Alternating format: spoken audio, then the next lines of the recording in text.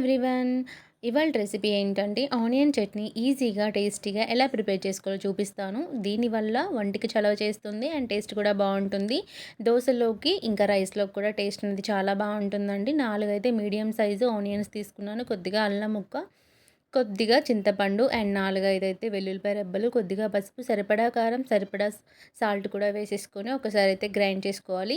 And కచ్చా పచ్చగా grind చేసుకోవచ్చు. ఇలా పేస్ట్‌లాగా కూడా గ్రైండ్ చేసుకోవచ్చు. కొద్దిగా జీలకర్ర, సాల్ట్ అనేది అడ్జస్ట్ చేసుకొని మరొకసారి గ్రైండ్ చేసుకొని పక్కన పెట్టేసుకున్న తర్వాత స్టవ్ ఆన్ చేసి బౌల్ పెట్టుకొని ఆయిల్ హీట్ అయిపోయిన తర్వాత పోపు గింజలు, మిరపకాయలు, కచ్చా పచ్చగా దంచుకున్న వెల్లుల్లిపాయలను కూడా వేసాక గోల్డెన్ కలర్ వచ్చే వరకు కూడా ఫ్రై చేసుకోవాలి. తర్వాత కరివేపాకును కూడా యాడ్ చేసి ఇందాక గ్రైండ్ చేసి పెట్టుకున్నాం కదా!